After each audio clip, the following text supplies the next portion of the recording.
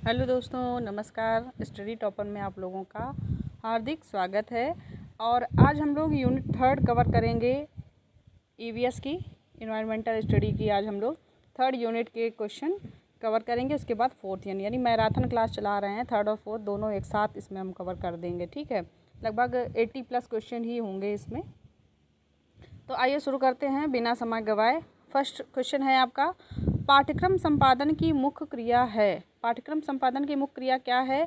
तो पाठ्यक्रम संपादन में ये सभी ऑप्शन आ जाते हैं। नियोजन भी आ जाता है, नियंत्रण भी आ जाता है, प्रशासन एवं व्यवस्था भी आ जाती है। तो राइट आंसर डी है ये सभी। अगला क्वेश्चन है, पाठ्यक्रम विकास की मुख्य प्रक्रिया है। पाठ्यक्रम विकास की मुख्य प्रक्रिया क्या है? मूल्यांकन करना, पृष्ठपोषण देना, उद्देश्यों की प्रतिपादन। तो सभी आ जाता है, मूल्यांकन भी आ जाता है और पृष्ठपोषण भी आ जाता है, उद्देश्यों का प्रतिपादन भी आ जाता है। राइट आंसर डी है ये सभी। अगला है, पाठ्यक्रम संपादन का संबंध है। पाठ्यक्रम संपादन का संबंध किससे है? तो ये है आपका अनुदेशात्मक प्रारूप से। किससे है? अनुदेशात्मक प्रारूप से। राइट आंसर बी है। अगला देखिए, चौथा क्वेश्चन है, पाठ्यक्रम विकास का अभिक्रम है। पाठ्यक्रम विकास का अभिक्रम है ए माध्यमिक बोर्ड, बी शिक्षा राज्य परिषदें, सी अध्ययन समितियां और डी सभी। तो पाठ्यक्रम विकास के अभिक्रम में ये सभी चीज़ें आ जाती हैं। माध्यमिक बोर्ड भी आ जाता है, शिक्षा राज्य परिषदें भी आ जाता है और अध्ययन समितियां भी आ जाती हैं। तो राइट आंसर डी होगा। अगला क्वेश्चन है पाँचवा, करिकुलम किस भाषा का शब्द है? तो करिकुलम जो है वो अंग्रेजी भाषा का शब्द है। किसका है? अंग्रेजी भाषा का शब्द है करिकुलम। ठीक है, राइट आंसर ए है। करिकुलम क्यूरेरे शब्द से उत्पन्न हुआ है। क्यूरे किस भाषा का शब्द है? तो ये है लैटिन भाषा का। ठीक है, डायरेक्टली करिकुलम जो है वो लैटिन भाषा से नहीं आया है। करिकुलम जो शब्द बना है वो बना है क्यूरे शब्द से, और क्यूरे शब्द जो है वो लैटिन भाषा का शब्द है। ठीक है, तो आगे देखते हैं। सातवां क्वेश्चन है, पाठ्यक्रम पर्यावरण में होने वाली क्रियाओं का योग है। यह कथन किसका है? ये किसने कहा है कि पाठ्यक्रम पर्यावरण में होने वाली क्रियाओं का योग है? तो ये कहा है एन ने। किसने कहा है? एन ने कहा है। ठीक है, अगला देखिए, भारत सरकार ने पर्यावरण विभाग की स्थापना की थी। किस वर्ष की थी? तो भारत सरकार ने पर्यावरण की स्थापना वर्ष 1982 में की थी। कब की थी? वर्ष 1982 में की थी पर्यावरण विभाग की स्थापना। ठीक है, ये याद रखना है, इंपॉर्टेंट क्वेश्चन है। अगला देखिए, भारत सरकार द्वारा पर्यावरण संरक्षण अधिनियम कब पारित किया गया? भारत सरकार ने कब पर्यावरण संरक्षण अधिनियम पारित किया है? तो वो किया था वर्ष 1986 में। कब किया था? वर्ष 1986 में। अगला है, WHO की स्थापना कब हुई? तो WHO की स्थापना हुई है 22 जुलाई 1946 को। कब हुई है? 22 जुलाई 1946 को। ये इसका राइट आंसर है। ये आपको याद रखने हैं, जहाँ सन पूछे जा रहे हैं ये आपके एग्ज़ाम में पूछे जाएंगे। अगला देखिए, यूनेस्को की स्थापना कब की गई? तो यूनेस्को की जो स्थापना की गई वो की गई वर्ष 1945 में। 1945 में यूनेस्को की स्थापना हुई। राइट आंसर बी है। अगला, पर्यावरण संरक्षण अधिनियम कब पारित हुआ? तो पर्यावरण संरक्षण अधिनियम जो पारित हुआ वो हुआ था 1986 में। कब हुआ था? तो 1986 में हुआ था। अगला देखिए, सतत विकास शब्द का पहली बार प्रयोग किया गया। तो सतत विकास शब्द का सबसे पहली बार जो प्रयोग करने वाला व्यक्ति था वो था हार्लेम ब्रांडरलैंड। कौन था? हार्लेम ब्रांडरलैंड। ठीक है, अगला देखिए, किस पर्यावरण का मुख्य उद्देश्य पर्यावरण सुरक्षा के साथ टिकाऊ विकास को प्राप्त करना था? किस पर्यावरण का मुख्य उद्देश्य पर्यावरण सुरक्षा के साथ टिकाऊ विकास को प्राप्त करना था? तो ये था जोहान्सबर्ग सम्मेलन का। किसका था? जोहान्सबर्ग में जो सम्मेलन हुआ था उसमें क्या था? उसका जो मुख्य मुद्दा था वो क्या था कि पर्यावरण की सुरक्षा तो करना ही है, लेकिन जो ये पर्यावरण सुरक्षा का उद्देश्य है ये भी जो है वो टिकाऊ यानी काफ़ी लंबे समय तक रहना चाहिए लोगों के दिमाग में। ठीक है, आगे है, टिकाऊ विकास के अंतर्गत किस पर विशेष ध्यान दिया गया? तो टिकाऊ विकास के अंतर्गत ऊर्जा पर विशेष ध्यान दिया गया। किस पर दिया गया? ऊर्जा पर। तो राइट आंसर बी है आपका। अगला है, सतत विकास की अवधारणा किस आयोग की देन है? सतत विकास की अवधारणा किस आयोग की देन है? तो ये है आपकी ब्रेटलैंड आयोग की। किसकी है? ब्रेटलैंड आयोग ने सतत विकास की अवधारणा दी थी। ठीक है, तो राइट आंसर सी है। अगला है, सतत विकास शब्द का पहली बार प्रयोग हुआ। सतत विकास शब्द का पहली बार प्रयोग कब हुआ? तो यह हुआ था 1987 में। कब हुआ? 1987 में। आगे देखिए, पर्यावरण अपघटन के कारण उत्पन्न होने वाले परिणामी खतरों में शामिल है। पर्यावरण अपघटन के कारण उत्पन्न होने वाले परिणामी खतरों में शामिल है क्या? तो वो है आपका बी ऑप्शन आपका सही है, बाढ़ एवं सूखा। ठीक है, ये परिणामी खतरों के अंतर्गत आता है। जब पर्यावरण का अपघटन होता है तो उसके कारण जो खतरा उत्पन्न होता है वो क्या होता है? बाढ़ एवं सूखा। ठीक है, अगला देखिए, पर्यावरण जागरूकता को बढ़ावा देने के उद्देश्य से निम्न में से कौन सी प्रतियोगिता का आयोजन किया जाता है? पर्यावरण जागरूकता को बढ़ावा देने के उद्देश्य से निम्न में से किस प्रतियोगिता का आयोजन किया जाता? तो वो है ग्रीन ओलंपियड। कौन सी है? Green Olympiad. ठीक है, राइट आंसर ए है। अगला देखिए, इनमें से कौन एक पर्यावरण समस्या नहीं है? इनमें से कौन एक पर्यावरण समस्या नहीं है? जल का विनाश या दुरुपयोग। ठीक है, बी है जल का संरक्षण, सी है वनों की कटाई और डी है भूमि अपरदन। तो ये सब पर्यावरण की समस्या हैं। जल का विनाश भी है, वनों की कटाई भी है, भूमि अपरदन भी है यानी भूमि का क्षरण। और जो ये जल का संरक्षण है यानी जल का बचाना, ये कोई समस्या नहीं है बल्कि और अच्छा कार्य है। अगला देखिए, पर्यावरण संरक्षण अधिनियम बनाया गया। पर्यावरण संरक्षण अधिनियम कब बनाया गया था? तो ये बनाया गया था 1986 में। अगला है वन संरक्षण अधिनियम कब लाया गया? तो ये लाया गया है आपका 1980 में। कब बना है? 1980 में।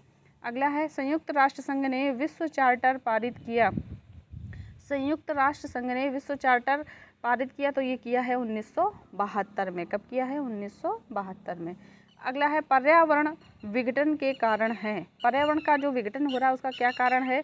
ए प्राकृतिक यानी प्राकृतिक रूप से ये भूस्खलन वगैरह होता है, भूकंप आते, ये तो कारण है। और बी है मानवीय कृत्यों की वजह से भी ये आपका पर्यावरण विघटन हो रहा है। तो राइट आंसर सी है, ए बी दोनों। अगला है पर्यावरण संरक्षण समस्या है किसकी? तो ये केवल किसी देश स्तर की समस्या नहीं है बल्कि विश्व स्तर की समस्या है। तो राइट आंसर डी है, विश्व की समस्या है, पूरे विश्व की है पर्यावरण संरक्षण की समस्या। ठीक है, अगला है पर्यावरण कानूनों को लागू करने में बाधा है। पर्यावरण कानून जब बनाए जाते हैं तो उनको लागू करने में कौन सी बाधाएं आती हैं? तो उसमें दिया कमजोर आर्थिक स्थिति, बी है जनसामान्य की अज्ञानता, सी है धार्मिक एवं सामाजिक रीति रिवाज और डी है ये सभी। तो ये सभी चीज़ें आपकी आ जाती हैं जो पर्यावरण कानून को सही से लागू करने में बाधा उत्पन्न करती हैं। अगला है पर्यावरण संरक्षण अधिनियम 1986 में धाराएं हैं। कितनी धाराएं हैं? तो ये इसमें 26 धाराएं हैं। कितनी हैं? 26। राइट आंसर बी होगा। अगला है राष्ट्रीय वन नीति कब बनी है? राष्ट्रीय वन नीति कब लागू की गई? तो ये की गई थी वर्ष 1992 में। कब की गई थी? वर्ष 1992 में। अगला है वन संरक्षण अधिनियम कब बनाया गया? तो ये बनाया गया 1980 में। वन संरक्षण अधिनियम कब बनाया गया? तो 1980 में बनाया गया। पर्यावरण संरक्षण अधिनियम कब बनाया गया? ये 2-3 बार पूछ चुके हैं। वर्ष 1986 में बनाया गया। ठीक है, आगे देखिए, अगला है श्रव्य दृश्य सामग्री की विशेषता यह नहीं है। मतलब ये विशेषता दी इनमें से एक नहीं है आपकी। देखिए, जब भी आप पेपर सॉल्व करें तो उसमें ये नहीं है वाला बहुत इरिटेट करते हैं क्वेश्चन। इसमें सही लगभग आंसर जो है वो गलत हो जाते हैं क्योंकि हम लोग तो इसमें है और वहाँ होता है नहीं है। ठीक है, तो नहीं वाला पोर्शन जरूर ध्यान से देखना है। तो श्रव्यदृश्य सामग्री की विशेषता यह नहीं है कि प्रत्यक्षीकरण की उन्नति में आवश्यक है। ये बी पाठ को बोधगम्य बनाती है। ये बी बिल्कुल ये है विशेषता उसकी। साध्य रूप में उपयोगी है। ये भी है। डी शिक्षक को अक्रियाशील बनाती है। ऐसा नहीं है, शिक्षक क्रियाशील ही रहता है। तो ये डी ऑप्शन आपका इसमें सही है। पर्यावरण शिक्षण में क्रियात्मक उद्देश्य की पूर्ति के निमित्त जिस सहायक सामग्री का प्रयोग किया जा सकता है वह है। ठीक है, तो वह कौन सी सामग्री है? पर्यावरण शिक्षण में क्रियात्मक उद्देश्य की पूर्ति के निमित्त जिस सहायक सामग्री का प्रयोग किया जा सकता है वह सामग्री कौन सी है? तो वो है आपकी श्रव्य सामग्री। कौन सी है? श्रव्य है। राइट आंसर ए है। अगला देखिए, पर्यावरण शिक्षण में सहायक सामग्री सहायता करती है किस चीज़ को? शिक्षण को रोचक बनाने में, विषय वस्तु को मनोरंजक बनाने में, कक्षा में अनुशासन बनाए रखने में या इन सभी में। ठीक है, तो इसमें ये जो आंसर है वो गलत लगा है। बी ऑप्शन इसमें नहीं होगा, इसमें डी होगा। शिक्षण को रोचक भी बनाती है, विषय वस्तु को मनोरंजक भी बनाती है, सहायक सामग्री जो होती है, और कक्षा में अनुशासन बनाए रखने में भी सहायक होती है। तो राइट आंसर इसमें डी होगा। क्या होगा? डी होगा। ठीक है, अगला देखो, अब आपके 4th यूनिट शुरू हो रही है, ठीक है। ये 3rd यूनिट के थे जो मैंने कराए थे, अब 4th यूनिट शुरू करते हैं। तो देखिए क्वेश्चन पहला देखते हैं, निम्न में से कौन चिपको आंदोलन से संबंधित हैं। तो सभी लोग जानते हैं कि चिपको आंदोलन से कौन संबंधित था, सुंदरलाल बहुगुणा। तो ये सी ऑप्शन आपका सही है। मेधा पाटेकर किस आंदोलन से संबंधित थी, तो ये थी नर्मदा आंदोलन से। किससे थी, नर्मदा आंदोलन से ये संबंधित थी। अगला है, कौन भारत में पर्यावरण आंदोलन से संबंधित नहीं है। सुंदरलाल बहुगुणा पर्यावरण आंदोलन से हैं, MS स्वामीनाथन ये भी हैं, सलीम अली हैं, ये भी पर्यावरण आंदोलन से संबंधित। केवल वर्गीज कुरियन जो थे ये आपके पर्यावरण आंदोलन से संबंधित नहीं से थे। तो डी ऑप्शन आपका सही है। चिपको आंदोलन प्रारंभ हुआ था तो कहाँ से हुआ था, तो ये हुआ था आपका उत्तराखंड से। कहाँ से हुआ था, उत्तराखंड से शुरू हुआ था। पृथ्वी शिखर सम्मेलन का आयोजन किया गया था, तो सबसे पहले यानी पृथ्वी शिखर सम्मेलन का आयोजन कहाँ किया गया था, तो ये किया गया था रियो डी जेनेरियो में, ठीक है। अगला देखिए 6वां क्वेश्चन है, संयुक्त राष्ट्र संघ द्वारा पर्यावरण एवं सतत विकास का पहला पृथ्वी शिखर सम्मेलन आयोजित किया गया था। किस वर्ष में किया गया था, तो ये किया गया था वर्ष 1992 में किया गया था, ठीक है। अगला देखिए, रियो +20 घोषणा पत्र का शीर्षक क्या था। रियो +20 घोषणा पत्र का शीर्षक क्या था, तो इसका जो शीर्षक था वो था the future we want, the future we want, ठीक है, कि हमें हमारा भविष्य चाहिए। राइट आंसर बी है आपका। अगला देखो, चिपको आंदोलन के पीछे मुख्य उद्देश्य क्या था, यानी चिपको आंदोलन जो सुंदरलाल बहुगुणा ने शुरू किया था तो इसके पीछे क्या उद्देश्य था, तो वो था वनों की सुरक्षा। क्या था, वनों की सुरक्षा। राइट आंसर सी है। अगला देखो, संयुक्त राष्ट्र पर्यावरण कार्यक्रम UNEP का मुख्यालय कहाँ स्थित है, तो ये है नैरोबी में। कहाँ है, नैरोबी में है। राइट आंसर सी है। अगला देखिए, वर्ष 2002 में जोहान्सबर्ग में आयोजित पृथ्वी सम्मेलन का मुख्य मुद्दा क्या था। जब 2002 में जोहान्सबर्ग में पृथ्वी सम्मेलन का आयोजन हुआ था उस समय जो मुख्य मुद्दा था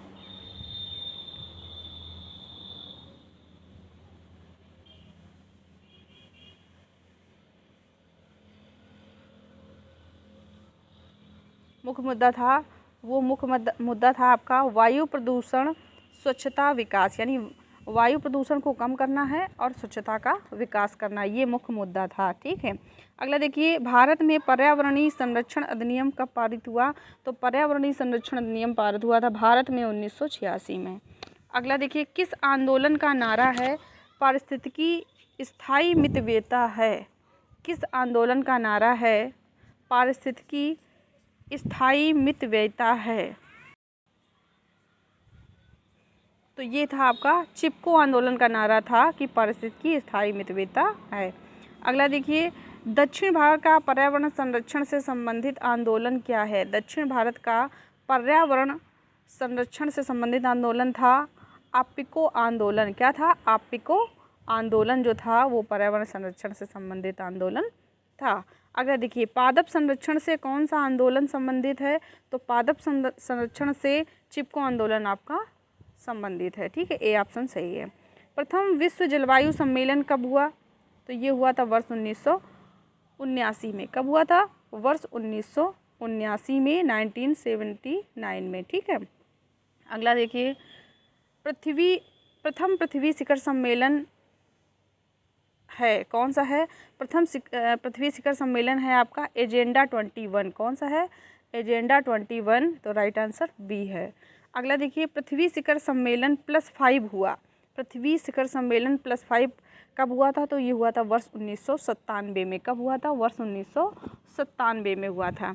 अगला देखिए, अंतर्राष्ट्रीय सौर गठबंधन का प्रथम शिखर सम्मेलन संपन्न हुआ, तो ये कहाँ संपन्न हुआ था, ये हुआ था नई दिल्ली में। अंतर्राष्ट्रीय सौर संगठन का प्रथम शिखर सम्मेलन आपका नई दिल्ली में संपन्न हुआ था। अगला है, संयुक्त राष्ट्र संघ के तहत पर्यावरणीय मुद्दों का पहला बड़ा सम्मेलन कब आयोजित किया गया, तो ये किया गया था आपका 1972 में। कब किया गया था, 1972 में किया गया था। विश्व का पहला पर्यावरण सम्मेलन कहाँ हुआ था, तो विश्व का पहला पर्यावरण सम्मेलन जो हुआ था वह हुआ था स्टॉकहोम में। कहाँ हुआ था, स्टॉकहोम स्वीडन में, ठीक है। अगला देखिए, विश्व में कौन सा पर्यावरण इंजीनियर के नाम से विख्यात है? कौन है जो पर्यावरण इंजीनियर के नाम से जाने जाते हैं? तो वो हैं GD अग्रवाल जी। कौन है? GD अग्रवाल। ये ऑप्शन आपका सही है। अगला है, निम्नलिखित में कौन नर्मदा बचाओ आंदोलन से संबंधित है? तो कल्याण सिंह थे कि बाबा आमटे थे, पांडुरंग हेगड़े थे या शिवराज सिंह चौहान? तो ये बाबा आमटे जो थे वो नर्मदा बचाओ आंदोलन से संबंधित थे। बी ऑप्शन सही है। अगला है, आपिको किस भाषा का शब्द है? तो आपिको जो है वो कन्नड़ भाषा का शब्द है। किसका है? कन्नड़ भाषा का शब्द है। राइट आंसर सी है। आपिको आंदोलन कब शुरू हुआ? तो ये आपिको आंदोलन शुरू हुआ वर्ष 1983 में। कब हुआ? वर्ष 1983 में। चिल्का बचाओ आंदोलन शुरू हुआ। चिल्का जो झील थी, चिल्का बचाओ आंदोलन कब शुरू हुआ? तो ये हुआ था 1992 में। कब हुआ? 1992 में हुआ। अगला है, जंगल बचाओ आंदोलन की शुरुआत हुई कहाँ से हुई? जंगल बचाओ आंदोलन की शुरुआत तो ये हुई थी बिहार से। कहाँ से हुई थी? बिहार से हुई थी। अगला देखिए, गोल्डमैन पर्यावरण पुरस्कार किस क्षेत्र में प्रदान किया जाता है? गोल्डमैन पर्यावरण पुरस्कार किस क्षेत्र में प्रदान किया जाता है? तो ये दिया जाता है आपके पर्यावरण के क्षेत्र में। ठीक है, राइट आंसर बी है। अगला देखिए, किस पुरस्कार को ग्रीन नोबेल पुरस्कार के नाम से भी जाना जाता है? तो गोल्डमैन पर्यावरण पुरस्कार को ग्रीन नोबेल पुरस्कार के नाम से भी जाना जाता है। ठीक है, राइट आंसर आपका सी होगा। अगला देखिए क्वेश्चन,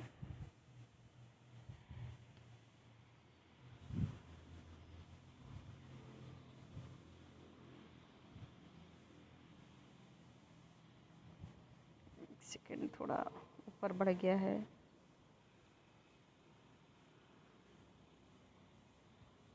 सॉरी, थोड़ा सा समय लग रहा है। अब शुरू करते हैं। अगला क्वेश्चन है, गोल्डमैन पर्यावरण पुरस्कार किस वर्ष प्रारंभ किया गया?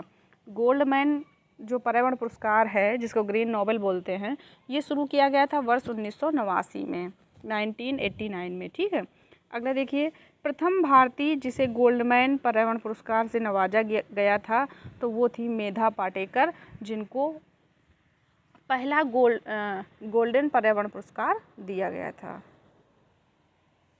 अगला देखिए, इंदिरा गांधी पर्यावरण पुरस्कार की स्थापना किस वर्ष की गई?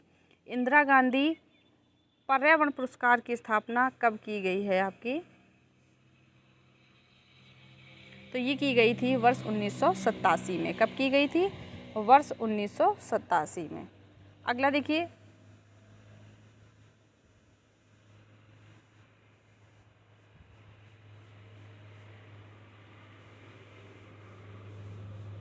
थोड़ा सा फ़ोन में ये समस्या होती है, जो कि लैपटॉप पे नहीं है ना। फ़ोन में थोड़ा कोऑपरेट करिएगा।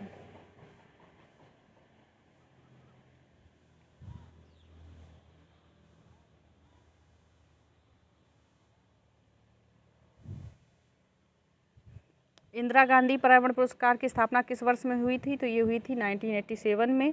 अगला है, प्रदूषण निवारण के लिए राष्ट्रीय पुरस्कार किस वर्ष प्रारंभ किया गया? पर्यावरण जो आपका प्रदूषण है उसको निवारण के लिए, उसको ख़त्म करने के लिए जो राष्ट्रीय पुरस्कार था उसका प्रारंभ किया गया था 1992 में, 1992 में। ठीक है।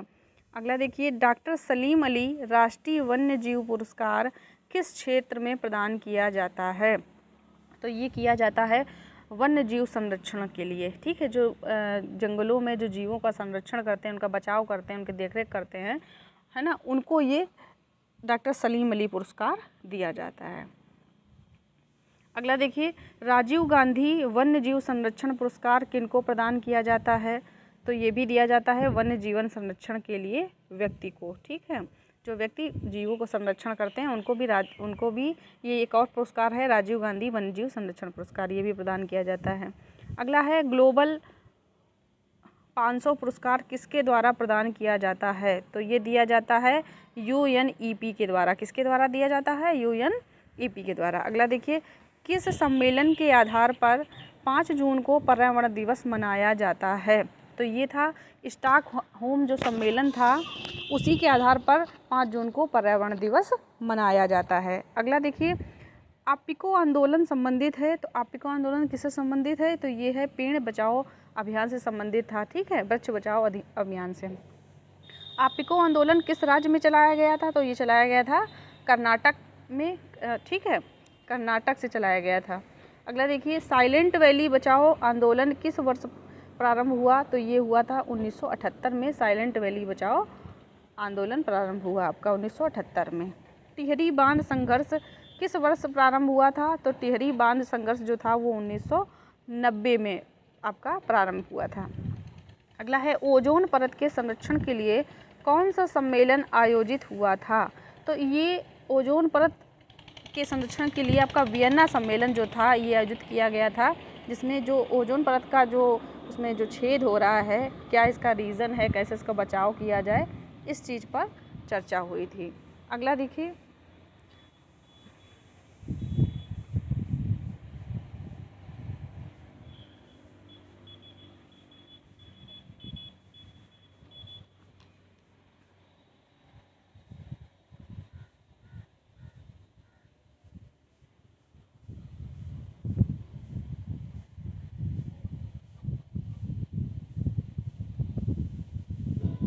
अगला है 42 क्वेश्चन, टोरंटो सम्मेलन का आयोजन हुआ था। टोरंटो सम्मेलन का आयोजन कब हुआ था, तो ये हुआ था 1988 में, 1988 में हुआ था टोरंटो सम्मेलन का आयोजन। अगला है क्वेश्चन, एजेंडा 21 पर कितने देशों ने सहमति प्रदान की थी, तो एजेंडा 21 पर 182 देशों ने अपनी सहमति प्रदान की थी। एजेंडा 21 को प्रभावी बनाने के लिए किस सम्मेलन का आयोजन किया गया था, ठीक है, और ये आयोजन कहाँ हुआ था, तो ये हुआ था, ये न्यूयॉर्क सम्मेलन है आपका, जो कि एजेंडा 21 को प्रभावी बनाने के लिए किया गया था, न्यूयॉर्क सम्मेलन। अगला है, ग्लोबल वार्मिंग द्वारा हो रहे जलवायु परिवर्तन को रोकने के लिए आयोजित हुआ, ठीक है, ग्लोबल वार्मिंग द्वारा हो रहे जलवायु परिवर्तन को रोकने के लिए कौन सा सम्मेलन आयोजित किया गया था, तो वो हुआ था क्योटो प्रोटोकॉल, ठीक है, क्योटो प्रोटोकॉल, ठीक है। अगला देखिए, जोहान्सबर्ग सम्मेलन रियो प्लस 10 का आयोजन कब हुआ था, जोहान्सबर्ग सम्मेलन रियो प्लस 10 का आयोजन कब हुआ था, तो ये हुआ था वर्ष 2002 में। जलवायु परिवर्तन पर कानकुन सम्मेलन का आयोजन किया गया था, तो ये कब किया गया था, तो ये हुआ था आपका वर्ष 2010 में, जो जलवायु परिवर्तन से संबंधित था। मॉन्ट्रियल प्रोटोकॉल लागू हुआ, ये मॉन्ट्रियल जो प्रोटोकॉल था ये वर्ष 1987 में 1987 में लागू किया गया। किस सम्मेलन के दौरान संयुक्त राष्ट्र पर्यावरण कार्यक्रम UNEP का जन्म हुआ, तो ये स्टॉकहोम सम्मेलन था जिसमें आपका UNEP का जन्म हुआ। अगला देखिए, पर्यावरण जागरूकता के लिए कौन सी प्रतियोगिता आयोजित की गई, तो पर्यावरण जागरूकता के लिए आपकी ग्रीन ओलंपियाड प्रतियोगिता का आयोजन किया गया। पर्यावरण जागरूकता में विकास करते हैं, ठीक है, पर्यावरण जागरूकता में किस चीज़ का विकास होता है, भावात्मक पक्ष का, क्रियात्मक का या ज्ञानात्मक का, तो इसमें ज्ञानात्मक पक्ष का विकास होता है पर्यावरण जागरूकता में, ठीक है। अगला देखिए, पर्यावरण शिक्षा का घटक है, बालक और बी पर्यावरण दोनों, तो दोनों ही जो है वो पर्यावरण शिक्षा का घटक हैं, बालक और क्योंकि मनुष्यों से ही समाज बनता है और समाज से ही मनुष्य बनते हैं। पर्यावरण जागरूकता का घटक है भौतिक घटक, जैविक घटक दोनों, तो दोनों ही है, इसमें राइट आंसर सी है। 53 ये आपके जो